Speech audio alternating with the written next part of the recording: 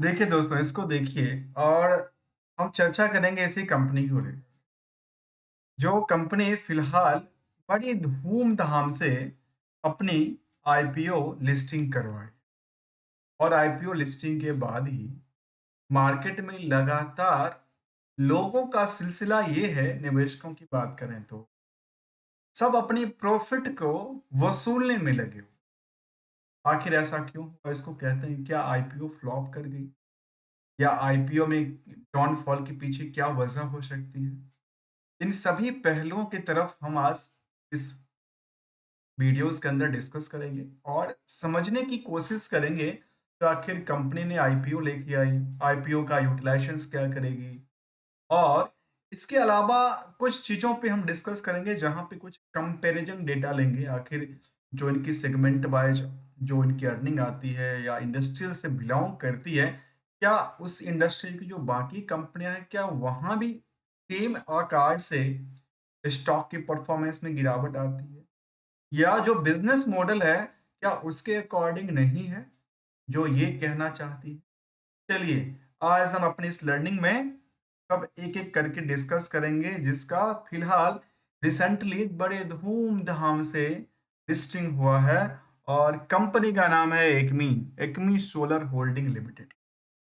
चर्चा करने से पहले कुछ पॉइंट को हम लोग डिस्कस करते हैं, कुछ कंपेयर करने से पहले के। तो हमारे सामने दिखती है, जो इसमें सबसे बड़ी जो डाउनफॉल का रीज़न रहा, वो ये कहता है कि इनका डेट टू इक्विटी रेशियोज़ काफ़ी ज़्यादा है। सबसे पहला पहला रीज़न, जहाँ पे लोगों का सेंटिमेंट ऐसा लग रहा है कि लोग इसको केवल और केवल कहते हैं, अच्छा बहुत बड़ा कर्ज ले रखा है, इसको हटाओ। लेकिन समझने वाली बात ये है, क्या कंपनी को लेकर के यदि हम देखेंगे इन पार्टों को, शायद हमारे सामने ये दिखता है, जो इस कंपनी को लेकर के जो पॉइंट आउट व्यू है, खास करके आईपीओ टाइम की बात करूँ, क्या निकल के आईपीओ पॉइंट आउट व्यू से देखेंगे तो कंपनी में ये लगा, अच्छा ये तो क्या कर रही है। जब लिस्टिंग हुआ तो 13% की प्रॉफिट बुकिंग हुआ और आज के टाइम तक की बात करूं, जो कि लास्ट ट्रेडिंग सेशन की बात किया जाता है, 20% से सर्किट के आसपास नीचे लगा। यदि इनकी हम लिस्टिंग टाइम फ्रेम की बात करें तो 13 तारीख को रिसेंटली लिस्टिंग हुआ, 2 दिन पहले 3 दिन पहले की बात है। और इसका यूटिलाइजेशन की बात कह रहा हूँ और जो कर्ज को लेकर के बातें चल रही थी, बहुत डेट टू इक्विटी रेशियोज, उसको हम एक कंपेयर करके दिखाएंगे आपको वो क्या कहना चाहती है। तो हम डिस्प्ले पे चलते हैं और आपके सामने कुछ डेटा भी लेते हैं। उसके क्रम में हमारे सामने दिखा कि कंपनी 2900 करोड़ की क्या लेके आती है, आईपीओ लेके आती है। आईपीओ लेके आने के बाद कंपनी में क्या होती है, जो सब्सक्रिप्शन था वो बहुत ज्यादा नहीं हुआ, काफी कम रहा, जबकि ग्रे मार्केट रेंज भी कहती है काफी कम रहा हो। जब भी जीएमपी के बाद उन्होंने कहा कि केवल 10 रुपए के आसपास के निकल के आई और 2900 करोड़ में हमें पता है अच्छी बात क्या लगी। इन पॉइंटों को देखिए, इन पॉइंटों से कुछ पता है क्या, इससे कुछ कंक्लूजन मिलेगा, तो आखिर जो पैसे हैं उनका यूटिलाइजेशन क्या करने वाली है कंपनी। तो जो 2900 करोड़ की आईपीओ अनाउंस किया और आई, उसमें नियरली कह सकते हैं कि 2400 करोड़ तो कंपनी के पॉकेट में आएगा। जब 2400 करोड़ कंपनी के पॉकेट में आएगा तो कुछ तो करेगा जी, चाहे वो अपने कर्ज को कम करे, चाहे न्यू प्लांट बैठाए या न्यू प्रोजेक्ट में उनको एक्सपेंड करे। ये हो सकता है। 500 करोड़ की कोई लेखा जोखा नहीं है, क्योंकि 500 करोड़ तो एग्जिस्टिंग जो शेयर होल्डर थे, उन्होंने अपनी पोजीशन को मार्केट में बिकवाली किया और जो उन्होंने आज से 5 साल 10 साल पहले जो उन्होंने निवेश करके सोचे थे कि हम कुछ बड़े पैसे बनाएंगे, वहां आकर के कुछ बड़े पैसे बनाए। इसमें ये हो सकता है, जो आईपीओ की लिस्ट जो प्राइस फिक्स की गई, उसमें कुछ हायर वैल्यू रखा गया हो, हायर टू हायर रेंज को लेकर रखा गया हो, हायर वैल्यूशंस किया गया हो, क्योंकि जो 500 करोड़ की फंड रेज करने वाले थे इनके एग्जिस्टिंग शेयर से, नहीं तो फिर वो 500 करोड़ कहाँ से मिलता, उनको 500 करोड़ पॉकेट में भी चाहिए एग्जिस्टिंग वाले को, और कंपनी को भी करीब 2400 करोड़ की फंड चाहिए जिससे वो बिजनेस को एक्सपेंड करे। ये पॉइंट ऑफ व्यू रहा। इसकी वजह से सेंटिमेंट को यदि यदि डेट टू इक्विटी रेशियो ये भी कहता है कि चलो 4 पॉइंट के आसपास है, 4% के आसपास की बात कहती है, तो कोई बड़ी हलचल की बात नहीं कहती है। और यदि हम इनको कंपेयर करके देखेंगे तो समझ में आएगा आखिर क्या क्या इनमें। ये तो पॉइंट हो गया। दूसरे पॉइंट ऑफ व्यू से चलेंगे तो समझ में आती है कंपनी को लेकर के जो इनकी फंडामेंटल स्ट्रेटजी की तरफ हम फोकस करते हैं। कंपनी नाम है एक्मी सोलर, और कंपनी का कामकाज क्या था? कंपनी का कामकाज रहा है कंस्ट्रक्शन से लेकर, इसको कहते हैं प्रोजेक्ट डेवलपमेंट का कामकाज रहा, और इन्होंने सोलर सेक्टर के लिए सोलर प्लांट पे काम अच्छी खासा कामकाज किया। और ये कहती है जो हम करीब करीब इनके पास कितनी कैपेसिटी की बात कहती है जो करीब जो इंडिया में प्रोड्यूसर्स हैं उसको, जिसमें कि सोलर और विंड और हाइब्रिड, इन तीनों को दोनों को कंबाइंड करके और अलग अलग करके भी इनका प्रोजेक्ट चलती है। और ये कहती है जिनके पास जो 3600 मेगावाट की इन्होंने सोलर पावर को लेकर के कहा था, जो प्रोजेक्ट को लेकर के, वो 31 मार्च 24 को खत्म हो गया। उसके अकॉर्डिंगली की बात करूँ, आज के टाइम में इनके पास जो प्रोजेक्टिविटीज है वो बढ़ती जा रही है। जहाँ पे सोलर सेक्टर में कंपनी कहती है कि हमारे पास 3440 मेगावाट की प्रोजेक्टेड है। इसके लिए जहाँ पे अक्रॉस 11 स्टेट में इनका कारोबार चलती है। सोलर एंड विंड जो कि हाइब्रिड सेक्टर है, वहाँ पे भी इनका करीब 1600 मेगावाट की बात कहती है। और विंड के अलग से अलग कहती है कि इनके पास हमारे पास करीब करीब 150 मेगावाट विंड पावर प्रोजेक्ट है, जो कि विंड के लिए उनका विंड मिल की बात इन्होंने रखी है। अर्थात ओवरऑल देखेंगे तो कंपनी ये कहती है कि हमारे पास जो ऑपरेशनल्स हैं, कि वेबसाइट्स की बेसिस की बात कर रहा हूँ, 1340 मेगावाट कहती है। अंडर कंस्ट्रक्शन जो है वो करीब 3250 मेगावाट है। और अंडर कंस्ट्रक्शन अवार्डेड, जो उनके पास ऑर्डर ऑलरेडी रिसीव हो चुका है, वो कहती है जो करीब करीब 1730 मेगावाट। यदि तीनों को ऐड करेंगे कितना निकल के आता है? करीब करीब कह सकते हैं, करीब करीब इसको 6,500 मेगावाट के इनके पास ओवरऑल अभी तक के डेटा कहती है, जहाँ पे कुछ तो कंप्लीटेड है, कुछ अंडर कंस्ट्रक्शन है, कुछ इनके पास ऑर्डर इनके पास मिला हुआ है। अब चर्चा करते हैं इनकी फंडामेंटली स्ट्रेटजी की। ये तो कंपनी का कारोबार हो गया, जो भाई कंपनी कारोबार कर रही है।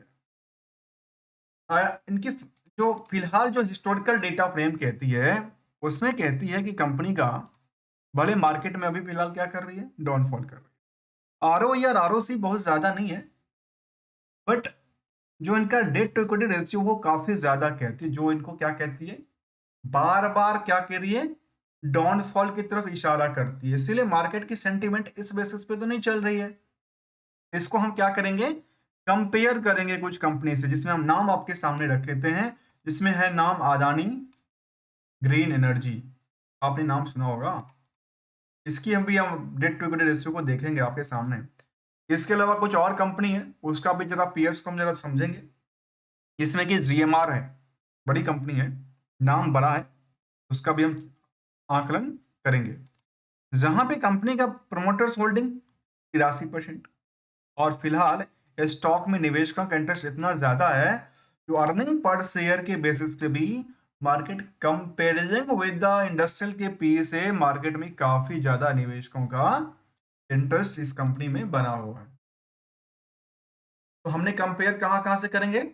अदानी ग्रीन एनर्जी, जीएमआर जो कि पावर सेक्टर की कंपनियां में कंस्ट्रक्शन करती है, इन सब का भी हम आपके सामने वो दिखाएंगे जिसको कहते हैं डेट टू इक्विटी रेशियो, जिसके बेसिस पे मार्केट में डिक्लाइन करती है। लोग कहती है, मैं नहीं कह रहा हूँ, लोग कहती है, तो डेटा कहती है। मैं आपस में एक तालमेल बिठाने का प्रयास कर रहा हूँ, जो आखिर क्या स्टॉक को लेकर के सेंटिमेंट, अभी तो कोई ना कोई बेच रहा है सेंटिमेंट के बेसिस पे, कोई ना कोई बैठ के खरीद रहा है, कोई ना कोई आने वाले समय में दोबारा प्रॉफिट के लिए उछलता नजर आ सकता है, और दोबारा मार्केट में प्रॉफिट बुकिंग हो सकती है, क्योंकि मार्केट की स्ट्रेटजी है हमेशा, भले मार्केट 5% की लोअर सर्किट पे चले या अपर सर्किट पे चले, वहां भी ट्रेडिंग कर रहे थे और यहां भी ट्रेडिंग कर रहे थे। भले क्या हुआ, सप्लाई को कम कर दिया गया और सप्लाई को बढ़ा दिया गया।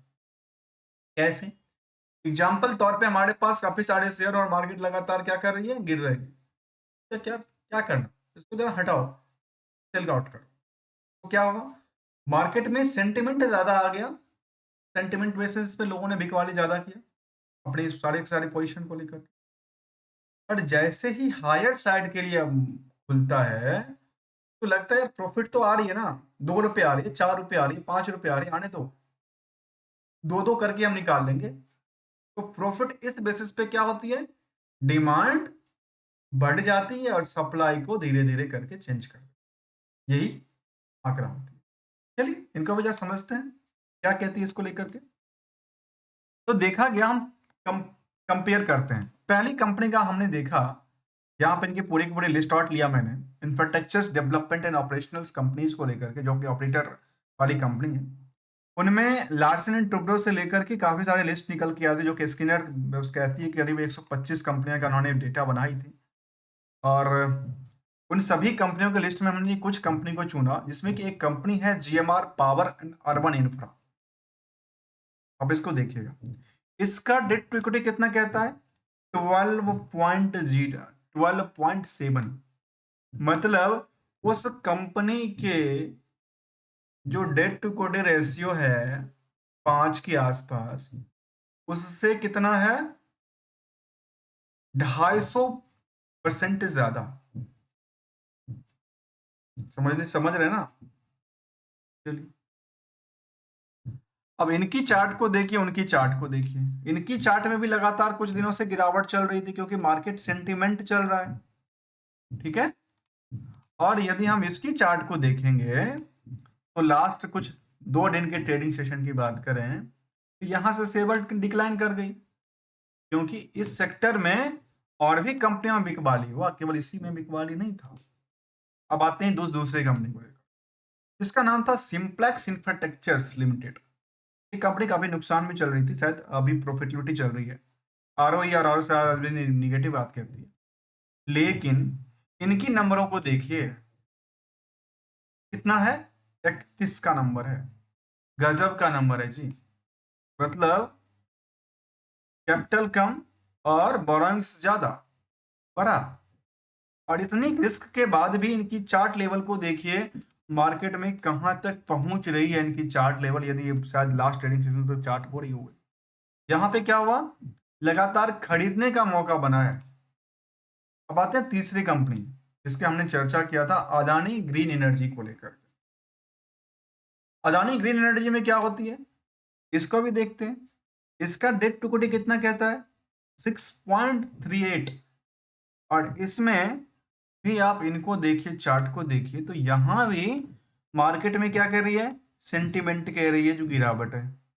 क्योंकि इसको समस्या नहीं कहते हैं, इसको कहते हैं असली में प्रॉफिट बुकिंग करना।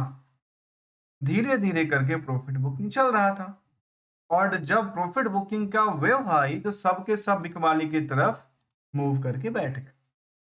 अब इस कंपनी को लेकर तो कुछ फंडामेंटल स्ट्रेटजी को देखते हैं रिजल्ट की पॉइंट ऑफ व्यू से। जहां तक कंपनी का एकमी का सवाल है, इसमें सेल्स को लेकर क्या हुआ, बहुत ज्यादा हलचल नहीं था। प्रॉफिट को लेकर क्या कहती है, बहुत लंबी गिरावट का आसार बना था। अब सितंबर का जब डेटा आएगा तो कुछ कंक्लूजन लेके आएगा कि भाई इसमें सस्टेनेबिलिटी बनती है या डिक्लाइनिंग बनती है। तो सितंबर की डेटा का वेट करना चाहिए। इसके अलावा की बात करें तो ये दिखती है ईयरली ग्रोथ में, जो कंपनी के पास पहले भी करीब 1600 करोड़ के आसपास टर्नओवर थी, बाद में गिर के 1300 करोड़ पे आ गई। तो इनका सेंटिमेंट यहाँ से कहता है कि यहाँ से लेकर के यहाँ तक में इस रफ्तार से चला है पिछले कुछ सालों के डेटाबेस सेल्स को लेकर के। जबकि प्रॉफिटेबिलिटी को लेकर के आप देखेंगे तो अचंभित हो जाएंगे, जो क्या, जो प्रॉफिट बुकिंग आई, ये क्या केवल और केवल आईपीओ पर्पज से लेके आई थी। केवल जो 697 करोड़ का आंकड़ा कहता है 700 करोड़ की प्रॉफिट। पहले सेल्स ज्यादा था, प्रॉफिट कम था। सेल्स करता है इस लास्ट मार्च वाले में, और इसको मार्च में क्या करना था, लास्ट फाइनेंशियल ईयर के बेसिस पे इनको अपनी फाइनेंशियल सबमिट करना था। इसके लिए लिस्टिंग को लेकर के। तो यहाँ भी ये भी बातें हो सकती है जो 500 करोड़ जो पैसे निकालने वाले थे प्रमोटर्स ग्रुप्स के लोग, जो share holding listing share holder की बात कर रहा हूँ, वो क्या यहाँ पे कुछ वैल्यूशंस को मैनिपुलेट किए या फाइनेंशियल को मैनिपुलेट? जहां तक इस कंपनी में देखा गया कि 1319 करोड़ की टोटल टर्नओवर थी, 83% की ऑपरेटिंग प्रॉफिट मार्जिन थी। अब यहाँ पे अदर सोर्स ऑफ इनकम से कंपनी ने एक ही बार में एक ही लॉट में 900 करोड़ बुक कर दिया। ठीक है, ये 900 करोड़ इनको क्या करता है, ये दर्शाता है कि भाई इनमें ना बहुत बड़ी रैली आ गई। इसको लेकर के, प्रॉफिटेबिलिटी को लेकर। इनका ये भी क्या करता है, यहाँ पे ये इनको निगेटिव इंपैक्ट कन्वर्ट कर सकता है कि कंपनी के एग्जिस्टिंग प्रमोटर ने अपने पैसे को वैल्यूएशन क्रिएट करने के लिए यहाँ पे अदर सोर्स ऑफ इनकम से 900 करोड़ का बुकिंग कर दिया। उसके बेसिस पे 83% की ऑपरेटिंग प्रॉफिट होने के बावजूद भी इसका नेट प्रॉफिट 700 करोड़ पहुंच जाता है। क्यों? कंपनी का खुद का कारोबार चल रही है, इसमें कोई दिक्कत नहीं है। अदर सोर्स ऑफ इनकम को आज हटा भी दे तो कंपनी किस में चली गई, कंपनी चली गई लॉस में। अब आइए कुछ और पहले बैलेंस शीट को देखते हैं।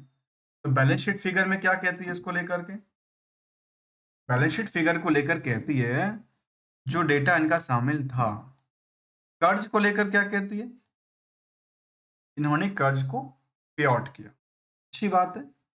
अदर लायबिलिटी इनका बढ़ गया, फिक्स एसेट्स में लगातार वृद्धि था, पिछले तो पिछले पिछले, लेकिन यहां से वृद्धि नहीं था। इसके अलावा जो वर्किंग प्रोग्रेस था वो भी करीब 2800 करोड़ के आसपास की बात। इन्वेस्टमेंट बहुत ज्यादा नहीं था, 150 करोड़ के आसपास की आंकड़ा कहती है। और उनमें उधार का भी सेक्शंस होगा जिसमें रिस्क फैक्टर थोड़ा सा ज्यादा ही किया जाता है। और कंस्ट्रक्शन लाइन में हो सकता है जो जो रिस्क फैक्टर है वो बिल 4 महीने में पास होते होंगे या 3 महीने के बाद पास होते हैं। यहाँ पे ये देखा था जो जो रिस्क डेट है वो करीब 120 दिन की टाइम की फ्रेम की बात कर रही है, तो इनको एक ये थोड़ा सा डैमेज करता है। लेकिन यदि बैलेंस शीट के फिगरों को हम लोग देख रहे थे, परसेंटेज वाइज देख रहे थे, तो इसमें 400 करीब करते करते 421 करोड़ की उधार पड़ी थी। और यदि सितंबर का डेटा उनका बैलेंस शीट आती है तो सब कुछ कंक्लूजन पर चलेंगे, क्योंकि न्यूली है सबका भी, क्योंकि किसी के पास कोई डेटा नहीं है। और जो इंटरनल है उनके पास डेटा होगा, इंटरनल को अपने भी मुताबिक क्या कर रहे होंगे, जिनके पास कुछ इनकी सीक्रेट इन्फॉर्मेशन होगी वो अपने बेसिस पे इसको प्रॉफिट बुकिंग कर रहे हैं, जो आने वाले समय में हो सकता है। जबकि कंपनी में निवेशकों का इंटरेस्ट जो देखें, जब इनका आईपीओ के बाद की बात करूं तो आठ करीब 6% से ज़्यादा फाइव बैठे थी, 5% डीआई बैठा था, और केवल 4% ही आम निवेशक थे। और निवेशकों का लिस्ट में करीब 2 लाख, नहीं 2 लाख से ज़्यादा शेयर होल्डर की लिस्ट थी। क्या थी? 2 लाख से ज़्यादा शेयर होल्डर की लिस्ट। तो केवल इस पॉइंट ऑफ व्यू से इसको डिक्लाइन करना, जो भाई कंपनी में क्या थी, कंपनी में क्या बन रही है, डेट्स काफी ज्यादा है, तो ये बिल्कुल ही सही नहीं बैठता है। क्योंकि अदर कंपनी, चाहे वो अदानी ग्रीन हो, GMR power and urban development का बात हो, या फिर और कंपनी जहां पे हमने देखा कि सिंप्लेक्स इंफ्रास्ट्रक्चर, सभी कंपनियों में तो कई बार तो 30-30 गुना की देखने को मिला है, खास करके जीएमआर के अंदर। जबकि अदानी के अंदर भी इसके डबल से ज्यादा की बात। तो दोस्तों इस सिंगल सी गोल्डन रूल को हम लोग समझते हैं। और गोल्डन रूल क्या कहता है? सबको चाहिए पैसा। क्या चाहिए? सबको चाहिए पैसा, और पैसे से बनाना है प्रॉफिट। इसके लिए क्या करना है? इसके लिए सिंपल सी बात कहना है, जो नंबर ऑफ शेयर लिमिटेड है, नंबर ऑफ शेयर लिमिटेड है मार्केट में। ये नहीं जो आपने डिमांड बढ़ा तो कोई मैन्युफैक्चरिंग कर रहा है और वहां पे आके भर दो, तो डिमांड के अकॉर्डिंग तो बढ़ता नहीं है। उसी नंबर ऑफ शेयर में जिन्होंने ज्यादा होल्ड करके रखा है, या जिनको लगता है कि हम मार्केट को लीड कर सकते हैं, वो अपनी सेंटिमेंट बनाने के प्रयास में लगे रहते हैं कि उनको प्रॉफिटेबिलिटी बनाना है या प्रॉफिटेबिलिटी को बुक करना। क्या करना है? प्रॉफिटेबिलिटी बनाना है, प्रॉफिटेबिलिटी को बुक करना है। दोनों एक ही चीज है, वो दोनों दोनों अलग चीजें। क्यों? एक प्रॉफिटेबिलिटी बनाना है अर्थात आपकी पोर्टफोलियो की वैल्यू बढ़ती जाएगी। एक पोर्ट एक प्रोफिटेबिलिटी बुक करना है, अर्थात आपकी पोर्टफोलियो की वैल्यूएशन धीरे-धीरे करके डाउन जाएगी, क्योंकि आपकी इन्वेस्टमेंट डाउन जाएगी। प्रॉफ़िट तो आपको निकलती जाएगी। इसीलिए हमेशा सिंगल गोल्डन रूल को अप्लाई करना चाहिए, और वो ये कहता है कि जब भी आपकी खुद की फाइनेंशियल रिस्क के मुताबिक वो डिक्लाइन कर रही है ट्रेंडिंग के अकॉर्डिंग, तो उसमें एक एसएल का यूज़ करना पड़ेगा। और जब मार्केट जगह बनाने के प्रयास में है, तो वहाँ पे धीरे-धीरे करके अपनी पोज़ीशन को कट करते हुए प्रॉफ़िट को वापस लेके आते रहना है। जब और यदि काफ़ी अच्छा लगता है, तो बॉटम पे आने के बाद, क्योंकि प्रॉफ़िट बुकिंग होगा, एक नई रेजिस्टेंस क्या बनेगा, एक नई सपोर्ट बनाएगी, एक नई सपोर्ट पे आकर के दोबारा इसको लेकर के अच्छी लगे तो दोबारा इसमें लिया एंटर किया जा सकता है। अदरवाइज़ प्रॉफ़िट बुक करके घर लेकर आना चाहिए, और यही सिंपल सी रूल कहते हैं, इसको हम गोल्डन रूल कहते हैं। मिलेंगे कुछ नई स्टडी के साथ, और यदि हमारी इस वीडियोज़ में आपको कुछ वैल्यूएबल पॉइंट्स मिलते हों, तो आप मेरे चैनल को सब्सक्राइब और वीडियो को लाइक भी कर सकते हैं। Thank you so much for watching दोस्तों।